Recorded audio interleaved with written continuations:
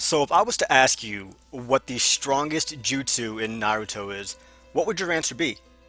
The six-path, wind-style, Bijou, Ultra Rasen Shuriken? Six-path, Angel's Arrows? A perfect Susanoo? Well, if your answer was any of those, you're wrong. Without a doubt, the single most powerful jutsu in Naruto is Talk-no-jutsu. Hello ladies and gentlemen, my name is Corey and this is Explaining Anime. If you have not figured this out by now, in today's video, we're going to be talking about the most powerful jutsu in Naruto, Talk-no-jutsu. But first, if you look down at the bottom of the screen, you're going to see a little red button that says subscribe, as well as a thumbs up. If you just happen to decide that you want to click on either of them, or even both of them at some point between now and the end of this video, I would be very grateful. But now, let's jump into the video. Now this jutsu requires no special hand signs. Instead, most of the time the user can activate Talk-no-jutsu by constantly repeating a specific word. And sometimes, depending on the situation, the power of Talk-no-jutsu is enough to send both the user and the person that's being used on to a completely separate time space known as the Talk-no-jutsu dimension. For Naruto, the specific word in question is Dadaboy. Now, I have to warn you, I'm about to show you some examples of Naruto using the word, but I will not be held responsible for how this may affect you. So if you think that it's too much for you to handle, I will understand if you want to skip over this part of the video.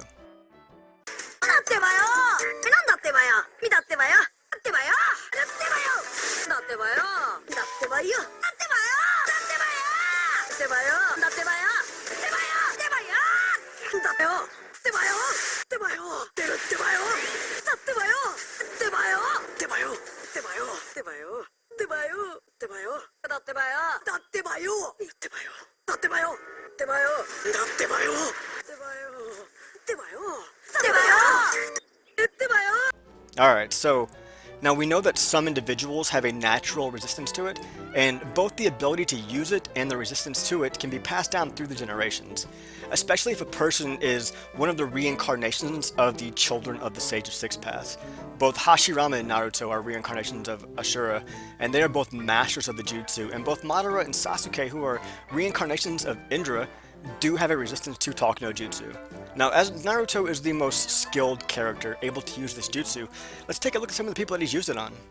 The first time that we've seen Naruto use Talk-no-jutsu was against Zabuza, very early in the first series. Now, if you remember though, they were on the bridge and Zabuza was trying to act like he did not care about Haku and that he only viewed him as a tool. It took Naruto only a few sentences telling him that he should not treat Haku like that, causing Zabuza to start crying and then run off and get himself killed. As a child, Neji hated the Uchiha Clan for what they did to his father. He lived his life believing in fate and destiny, claiming that you cannot escape the role that you are born into. All through the fight in the Chunin exams, he kept telling Naruto that he would never win because it was fate and blah blah blah, and all the while Naruto was slowly using Talk-no-jutsu on him. Over the course of the fight, and by the time it was said and done, Neji had realized that the world did not work the way that he thought that it did, and that everything that he fought for or thought up to that point was wrong, and he even forgave the Hyuga. When Gaara first showed up, it appeared that he had an immunity to Talk-no-jutsu, as Naruto's attempts accomplished nothing. And Gaara hated humanity and wanted to do nothing but kill everybody. He even threatened to kill his own siblings. The thought of caring about another person and doing something for other people was completely foreign to him, and as their final fight progressed, you could see Talk-no-jutsu starting to have an effect on Gaara, confusing Gaara. Not understanding what was happening, he grew angry, but when the fight was over and they were both laying on the ground, Naruto did not give up. This time he had to cry for it to actually take full effect, but in the end though, not 5 minutes after the fight ended, Gaara was a different person, and even apologized to his siblings for the way that he had treated them.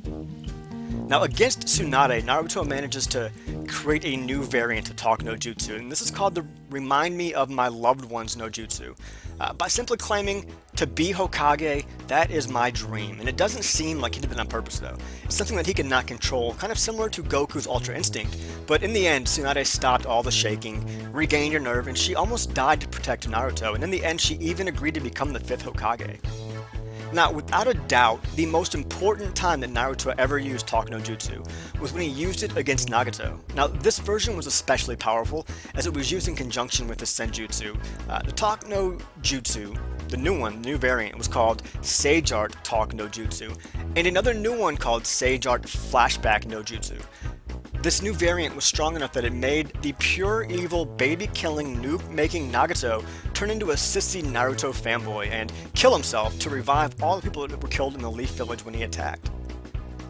Now, if you remember when Naruto tried to use Talk-no-jutsu on Killer Bee when he was trying to get him to train him, he failed. But Naruto really is the most versatile user of Talk-no-jutsu. So failure did not deter him, no, instead it inspired him, and he created a new variant of Talk-no-jutsu known as Talk-no-jutsu Brofist with a little bit of Rap no Jutsu, and that worked, and he trained him. Ninetales has lived in Naruto for his whole life, so he was used to it, and as a result, he had built up a natural immunity to Talk-no-jutsu. So when Naruto told him that he was going to come back and do something about all that hatred, we knew that a simple Talk-no-jutsu had no chance of working on him. In this instance, Naruto had to develop what we now know as the actions speak louder than words Talk-no-jutsu, and prove himself to Ninetales by first freeing Four Tails and then freeing all of the tailed beasts. Not only did this get Kurama to join forces with Naruto, without question, it also caused Karuma and all of the other tailed beasts to stop hating humans. He also used it on Obito, who is the only Uchiha that he was able to get it to work on, but it was not easy. All through the fight, Naruto would say things about how he would never let his comrades die, and that this is something Obito used to say a lot. But it was not enough. It got his attention, but it was not enough. Now, if you remember though, I mentioned the flashback no jutsu a few minutes ago. Naruto was able to get this one to work on Obito, eventually. But first he had to use a new variant called the punch no jutsu, which was augmented by his Sage mode and his Tailed Beast mode, allowing him to punch Obito so hard that he was put back into a flashback. Now, some may argue that Hashirama Senju was able to use Talk-no-jutsu at a higher level than Naruto can, and maybe he can, but he has not used it enough for us to know for sure not. But he did manage to use it against a few people that Naruto could not. First, Sasuke was determined to destroy the Leaf Village, as was Orochimaru. But after summoning Edo Hashirama, both of them were convinced to give up on that dream and actually defend the Leaf instead. There's only one person that it seems had a complete immunity to Talk-no-jutsu, and that's Madara. It did work on him at one point in the past. If you remember when they were in a war and Madara said that he would stop if Hashirama killed himself, so Hashirama used the self-sacrifice Talk-no-jutsu on him to change his mind. However, this is probably the reason that Madara was immune to it after he came back to life. We think that this is what caused him to develop the gives no fucks jutsu to counter it. Maybe it is, I don't know. But as you can see though, this jutsu is so OP that it has saved the world numerous times. Even the Rasen Shuriken pales in comparison.